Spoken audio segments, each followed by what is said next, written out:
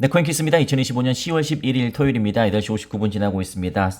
추석 연휴 잘 지나고 또 기분 좋은 토요일을 맞이할까 싶었더니 이게 뭔가요? 진짜 뭐 이런 빨간색도 있군요. 라는 생각이 듭니다. 아예 새빨간, 특히 우리의 리플도 마이너스 15.8%, 네, 도지코인은 뭐 22%, 뭐 한 15% 전후 정도 완전히 이 순간적인 폭락이 나왔다. 이거야말로 진짜 폭락이죠. 네, 이따가도 말씀드리겠지만 트럼프 11월 1일부터 중국의 현 관세에 더해서 100% 추가 관세 하겠다. 뭐 이런 이야기가 나오고 있습니다. 가격부터 바로 보도록 하겠는데 방금 말씀드린 순간 오전 9시 우리 한국 시간으로 오전 9시에 업비트나 이런 코인원은 리셋이 됩니다. 참고로 말씀드리고 그러나 이 국제적인 이게 해외 거래소에서 제공하는 것은 최근 24시간 평균 값으로 하기 때문에 좀 다르다는 거 참고하시면 되겠습니다. 우리나라는 방금 오전 9시가 돼서 빨간색 됐다가 파란색 됐다가 지금 갈피를 못 잡고 있는 그런 분위기이다. 과연 오전 9시 이후로 플러스가 나올지 이제 이게 1차적인 관심사라고 보시면 되겠습니다. 그러나 자, 관세는 자, 이슈 이야기는 이따가 제가 말씀드리겠지만 저희는 코인 방송이니까 자, 초심자분들은 잘 들어보십시오. 관세는 악재죠. 네. 그리고 악재가 효과를 내기 위해서는 신선도입니다. 신선함. 신선함이 있는지 없는지가 중요한 거예요. 근데 관세는 신선함이 솔직히 없어요. 왜냐면 연초에 2월에 한번 나왔기 때문이죠. 2월에 나왔기 때문에 딱히 신선함이 없다. 근데 굉장히 신선하게 오늘 아침 한국 시간으로 6시에 리플을 3,500원까지 떨어뜨려 버렸습니다. 이것은 100% 중국의 관세를, 이건 또 신선하죠. 왜 신선했냐면 중국과 다 이제 마무리가 되고 뭐 에이펙 정상회담 때 시진핑과 만나고 뭐 그런 분위기였는데 근데 갑자기 돌변해 버리니까 이거는 시장은 신선한 악재로 받아들여서 이렇게 폭락이 나왔던 것으로 우리는 분석하시면 됩니다. 근데 이제 2월 달에는 전혀 예측하지 못했던 이게 어떤 거 신선한 정도가 어느 정도여야지 더 충격을 줄 수 있냐면 작년 12월 두 가지 굉장히 신선한 게 있었죠. 정치 이야기 아닙니다. 하나는 저기 계엄령 선포 이제 국내 이슈지만 나머지 하나는 엔캐리 트레이드 청산 이런 것들은 굉장히 신선했죠. 그리고 이제 올해는 2월 달에 관세 처음 이야기 나왔을 때 상당히 신선했습니다. 그래서 이때도 제가 하루 20% 순간적으로 1시간 만에 확 떨어지는 걸 제가 직접 목도하기도 했고 뭐 그렇습니다. 근데 그때 이후로 또 관세가 또 나왔습니다. 그래서 이제 이게 과연 이때 2월 달에는 상당히 한 몇 개월간 지속됐거든요. 근데 지금 이것은 과연 또 계속 지속될지 안 될지 그건 이제 초미의 관심사가 될 텐데 아쉽게도 또 오전 9시 이후로 아까 중심 잡을 듯 말 듯 하다가 좀 다시 또 떨어지고 있네요. 이 부분이 좀 아쉽긴 합니다만 일단은 그 뉴스가 나온 지 얼마 안 된 그런 시점이기 때문에 일단은 이런 악재가 나올 때는 저는 항상 72시간을 봅니다. 왜냐면 72시간, 48시간에서 72시간 정도 사이에 어떤 방향성도 나오고 그리고 방향성보다는 조금 더 안정이 되거든요. 지금 시장이 지금 충격을 받고 있어요. 그렇기 때문에 그대로 지금 반영이 되고 있는 겁니다. 여기에서 계속 이렇게 매수와 매도의 싸움이 있을 것으로 예측이 되는데 여기서 지금 뭐 진짜 가격은 완전한 변동성의 시장이라고 보시면 되고요. 여기에서 이제 도널드 트럼프 대통령이 또 어떤 이야기를 하는지에 따라서 얼마든지 움직임이 달라질 수 있겠다. 근데 도널드 트럼프 대통령의 스타일은 일단 내지르고 보는 스타일이기도 합니다. 약간 좀 불같은 스타일이죠. 그러니까 그게 예측 불가하기 때문에 우리 암호화폐나 비트코인, 리플, XRP와 같은 암호화폐나 아니면 이 증시에는 좋지는 않습니다. 그러나 또 화끈한 스타일이기 때문에 우리가 또 기대해 볼 만도 하죠. 그러나 우리가 마냥 트럼프 탓을 하고 있는 것도 좀 저는 개인적으로는 좀 무의미하다라고 생각하는 게 무엇이냐면요. 이런 트럼프 악재, 트럼프발 악재, 뭐 관세 악재라는 그런 지역적인 것에서부터 실마리를 풀어나가기보다는 이 투자판에 더 큰 것을 보는 게 좋겠다라는 생각이 듭니다. 이게 무슨 말이냐면, 투자도 마찬가지, 암호화폐도 마찬가지고, 증시도 마찬가지고, 한 단어로 요약한다면 암호화폐 증시는 리스크입니다. 네, 리스크 또는 Y를 붙이면 risky, 리스키하죠. 근데 투자라는 것이 리스크가 없으면 투자가 아니죠. 그리고 투자판에서는 그 어떤 악재도 언제든지 나올 수 있습니다. 우리가 경험했던 것처럼 뭐 갑자기 전쟁이 날 수도 있고 갑자기 또 경제 악재가 나올 수도 있고 그거는 모르는 겁니다. 그렇기 때문에 이 판은 늘 조심해야 됩니다. 그리고 늘 다음이 있어야 돼요. 다음이 없으면 안 돼요. 그것을 우리가 다시 한번 투자의 기본기를 잘 익히시면서 와 변동성 보십시오. 지금 뭐 저 이런 거 처음 보는데요. 처음 보다기보다는 근래에 정말 처음인데요. 이렇게 변동적일 때가 있었습니까?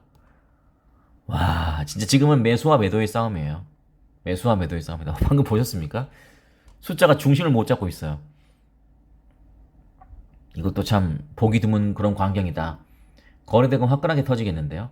그런 생각이 들기도 하고 지금 거래대금은 거의 이 정도면은 한 5배 정도 388억이면은 상당히 많이 오른 거거든요. 제가 한 500억 정도 되면은 거래대금이 괜찮은 거라고 말씀드렸잖아요. 뭐 좀 하여간 악재로 거래대금이 터지고 있긴 합니다만 어쨌든 누군가에게는 위기일 수 있고 누군가가 이거 진짜 재밌네요. 누군가에게는 기회일 수 있다. 투자의 판을 잘 이해를 하시면 좋겠다. 그래도 한번 우리 이슈는 짚어보겠습니다. 어쨌든 최근 이슈는 이거였습니다. 그래도 그나마 여운을 남기는 건 이거는 시진핑과 회담 없이 또 에이펙도 안 오면 그것도 좀 그건 아예 그냥 볼 일이 없다는 뜻이니까. 근데 에이펙은 온대요. 그러면 막판에 조율이 될 가능성도 있습니다. 좀 아쉽습니다. 저도 여러분 저도 유튜버이긴 하지만 유튜브를 하는 사람이긴 하지만 저기잖아요. 저도 투자자잖아요. 뭐 다른 분들은 뭐 투자하면서 진짜 방송도 하는지 그건 저는 잘 모르겠고 뭐 제가 뭐 알바도 아니지만 저는 실제 투자자입니다. 그렇기 때문에 저도 굉장히 씁쓸했습니다. 아쉽고 그냥 업터보 기다렸다가 딱 올려주면 그때 좋은 분위기가 될 텐데 왜 또 이렇게 한 번에 또 이렇게 되나. 그러나 또 한편으로 생각하면 결국 이 판은 멘탈이기 때문에 아니다 싶은 것은, 그러니까 내가 되돌릴 수 없는 것, 내가 돌이킬 수 없는 것은 또 인정하고 받아들여야 되거든요. 그게 참 쉽지 않죠. 왜냐면 인간이니까. 아무리 AI가 인간을 능가한다고 할지라도 AI가 없는 것은 감정이거든요. 뭐 질투심, 뭐 이런 게 AI는 없어요. 인간보다 뛰어날지는 몰라도. 그러나 우리 인간은 감정이라는 게 있기 때문에 뭐 아무리 멘탈이 좋다고 하더라도 기분 좋은 일이 아닌데 기분 좋을 수는 없죠. 그죠? 그것도 저도 책에 아침에 진짜 이게 뭔가 싶었습니다. 새벽까지 아무 일 없다가 갑자기 화끈하게 이렇게 떨어지는 거는 뭐 여기서 제가 또 같이 여러분과 후회해봐야 무슨 소용이겠습니까? 그래서 어쨌든 간에 핵심은 그거다. 제가 뭐 100% 추가 관세했다 라고 여러분께 말씀은 드리겠지만 지금 앞에 말씀드렸던 그 7분간의 멘트가 훨씬 더 여러분께 도움이 되는 겁니다. 투자의 어떤 이렇게 자리 잡기 그런 것은 정말 겸손이고요. 저도 늘 느끼는 거고요. 그리고 이렇게 리플 분위기 좋을 때 막 주위에 추천하시는 분들 있죠. 그거 추천하지 마세요. 왜냐면 이런 상황이 펼쳐질 때 여러분 그 민망해서 어떻게 할 겁니까? 절대 여러분 지인한테 리플 추천하지 마세요. 여러분이 민망할 일이 안 생기고, 왜냐면 이런 게 언제든지 생길 수 있거든요. 근데 뒤집어서 이야기해서 지인한테 추천해서 리플이 만약에 잘 됐다. 그래도 그거는 여러분 기분만 좋지. 뿌듯함만 있지. 뭐 그분이 여러분께 딱히 감사하지도 않을 겁니다. 그냥 본인 그냥 공돈 벌었으니까 본인 쓸 궁리만 하지 뭐 여러분 뭐 그러지 않을 거예요. 그러니까 지인한테는 절대 금융적으로 어떤 이야기를 하는 게 아닙니다. 저는 그렇게 생각합니다. 그 반대도 마찬가지예요. 지인이 여러분한테 뭐 해라? 뭐 어떤 거 좋다더라? 그 말 듣지 마십시오. 절대 듣지 마십시오. 지인한테는 추천도 하지 마시고 지인의 말을 듣지도 마세요. 저는 지인 말을 들어서 대박 났다는 걸 본 적이 없습니다. 됐습니까? 네. 왜 지인이 여러분의 계절을 걱정하겠습니까? 요즘 이렇게 힘든 세상에. 그걸 잘 생각하십시오. 어쨌든 간에 회담 취소까지는 괜찮았는데 갑자기 100%를 때려버리니까 참 저분도 참 다혈질이다 그런 생각이 좀 들기도 하네요. 근데 11월 1일부터는 또 이제 130%로 더 올릴 것이다. 히토류 가지고 저렇게 하니까 자, 중국이 11월 1일부터 사실상 모든 제품에 대규모 수출 통제를 가하겠다고 세계에 통보했다. 이에 대응해 미국도 같은 날부터 100% 추가 관세를 부과하고 중요 소프트웨어 수출을 제한할 것이다. 중국은 일부 히토류를 포함한 제품의 해외 수출 업체가 국가 안보를 이유로 정부의 허가를 받아야 한다고 밝히자 이에 보복 조치를 내린 것이다. 그렇습니다. 트럼프 대통령에게 심리적 압박을 가하려는 시도로 평가된다. 근데 이런 거 치고는 진짜 너무 많이 떨어졌어요. 너무 많이 떨어졌다. 중국의 무역 태도는 매우 공격적이며 이번 조치는 미국을 겨냥한 적대 행위다. 적대적 조치다. 2주 뒤에 한국에서 열리는 에이펙 정상회의에서 시진핑 중국 국가주석과 만날 예정이었지만 이제 그럴 이유가 없어 보인다. 하지만 11월 1일부터 시행되는 만큼 그 전에 회담이 열릴 가능성은 여전히 남아있다. 이렇게 나와 있네요. 저 개인적인 정치적인 이야기는 아닙니다. 여기서 제일 중요한 것은 이제 한국의 역할이 아닐까라는 생각이 듭니다. 우리나라의 역할이 굉장히 크겠다. 미국과 중국 사이에. 왜냐면 에이펙 우리나라에서 열리거든요. 우리나라에서 열리기 때문에 주최자이기 때문에 이거를 다시 풀 수 있는 아마 외교적인 노력을 총동원하지 않을까라는 생각이 듭니다. 그렇게 된다면 다시 될 확률도 있고 그리고 미국과 중국이 뭐 이걸 가지고 뭐 영원히 끝 뭐 그러진 않을 겁니다. 항상 다시 노력을 왜냐면 스스로 손해거든요. 그러니까 이런 걸 해서 양쪽에 어떤 실익이 있다면 얼마든지 틀어질 수 있죠. 근데 이거는 그냥 서로 기싸움이에요.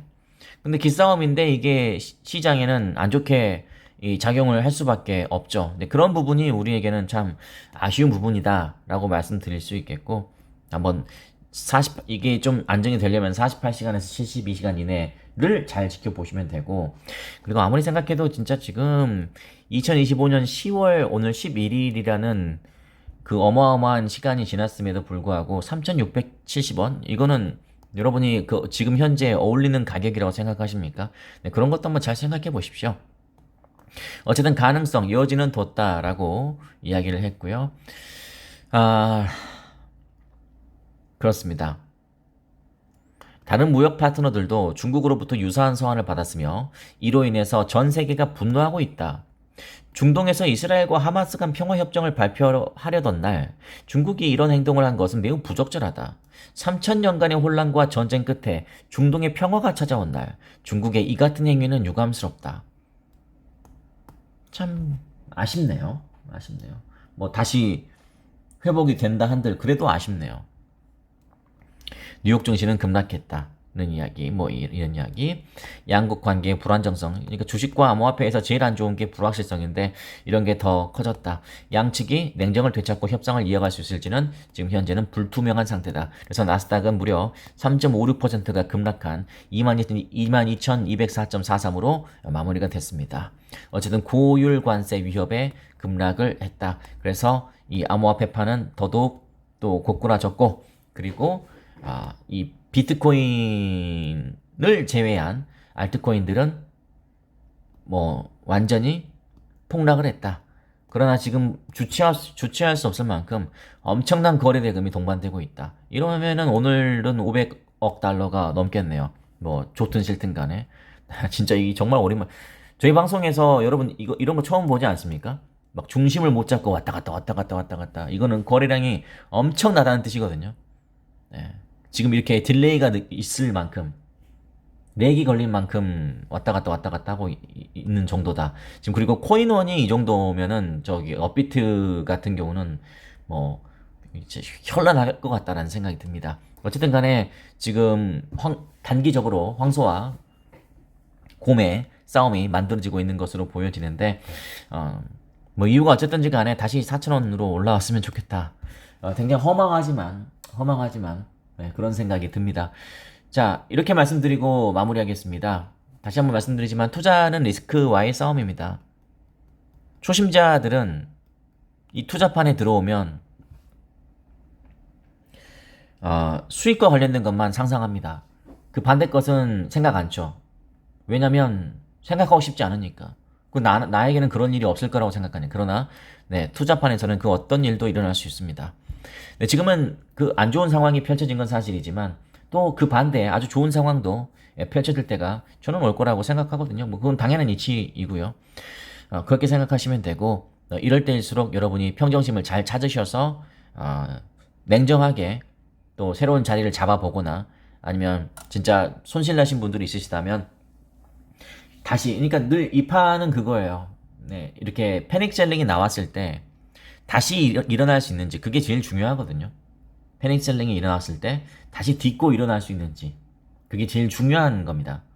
네, 거기서 딛고 일어날 수 없으면은 말 그대로 패닉 셀링이 나와서 이제 그 투자는 종료가 되는 것이고 그렇지 않다면 또 재기에 성공해서 이제 경험치와 함께 또 수익까지 또 나는 것이고 그런 차이라고 저는 생각합니다. 그래서 늘 말씀드리지만 겸손해야 된다고 생각하고 그리고 뭐라 해야 될까요? 제 지인 중에 그런 지인이 있어요. 그러니까 본인은 투자를 안 해요. 근데 폭락했으면 좋겠대요. 나 진짜 솔직히 정말 짜증났습니다.